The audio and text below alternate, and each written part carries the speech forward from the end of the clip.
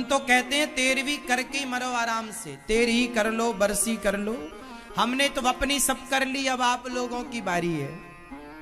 आप लोगों ने नहीं की अपनी 13 इत्यादि?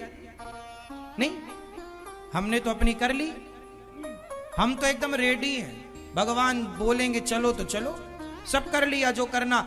इस मनुष्य जीवन में जो करना चाहिए वो ये दास अनिरुद्ध ने सब कुछ कर लिया। जो मेरी बुद्धि थी, जितना अक्कल दी ईश्वर ने उतना, सारे अच्छे कार्य मैंने जो मेरे से बने, जितनी मेरी अक्कल दौड़ी, जितनी मेरी बुद्धि चली, उतना मैंने अच्छे से अच्छा किया। अब मैं रेडी हूं चलने के लिए। आप लोग रेडी हैं क्या? नहीं न जाओगी मैया? तो तैयारी कर लो। आप लोग वृंदावन आए हैं ना, इतने सारे तो आप लोग लड्डू लेकर आए हैं, गुजिया लेकर आए हैं, ये लेके आए हैं, वो ऐसे लाए हैं जैसे यहां खाने ना मिले। इतना भर भर के लाए हैं आप, और आप इतना लाए हैं कि जाते समय भी बचेगा।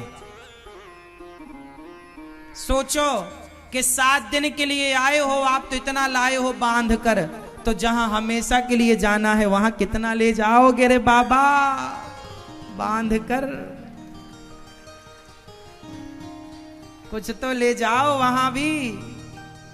वहां पर लड्डू नहीं ले जा सकते, पर यहां किसी को लड्डू खिला दोगे तो वहां लड्डू मिलेगा। यहां किसी को रोटी खिला दोगे तो वहां रोटी मिलेगी। यहां किसी को कपड़े पहना दोगे तो वहां कपड़े मिलेंगे। इसलिए भला कीजिए भला होगा, बुरा कीजिए बुरा होगा। सजन रे झूठ मत बोलो, प्रभु के पास जाना है, न हाथी है न घोड़ा है, वहां पैदल ही जाना है।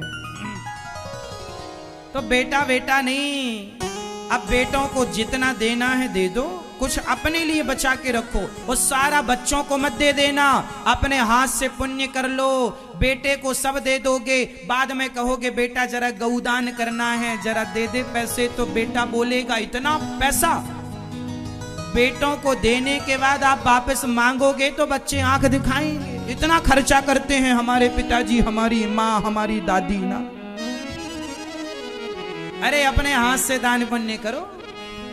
एक मैया मेरे पास आई, उन्होंने कहा महाराज मैं एक वृद्ध माँ को गोद लेना चाहती हूँ कि सारी जिंदगी मेरे नाम की वो रोटी खाती रहे तो मुझे पुण्य मिलेगा।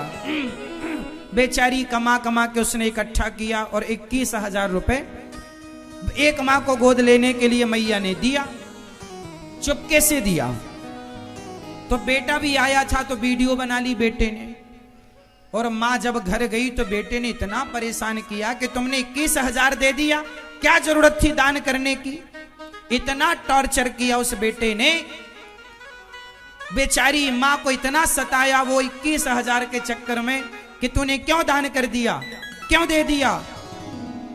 इतना सताया, इतना टॉर्चर किया कि मैया को उसने मजबूर किया कि जा लेकर के आ। दूसरे दिन मैया आई, महाराज वो पैसे जो कल दिए थे वो बेटा मना करता है। इस बेटे को मैंने अभी 4 महीने पहले 3.5 एकड़ जमीन दी। कुछ जमीन थी मेरे नाम पर, मैंने इसके नाम पर कर दी कि एक ही तो बेटा है, दे दी। और अब ये मुझे कुछ पुण्य का कार्य नहीं करने देता। 21,000 दिया है तो जीने नहीं देता, कहता लेकर आ। मैंने कहा माँ ये लेकर जाओ, आपने भाव बनाया देने का तो आपको पुण्य मिल जाएगा, बेटा नहीं देने देता, ले जाओ लो। मैंने वापस किया माँ की।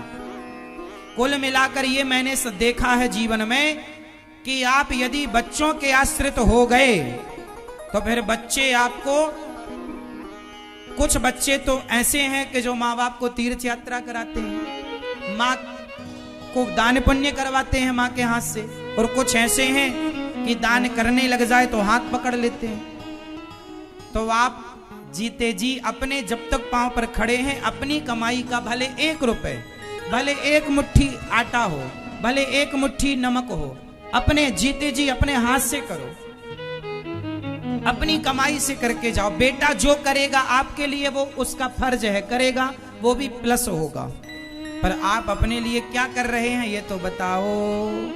ज्यादा बेटा बेटा बेटी बेटी के चक्कर में नहीं, बेटा बेटी से मन हटाओ। और भगवान में मन लगाओ।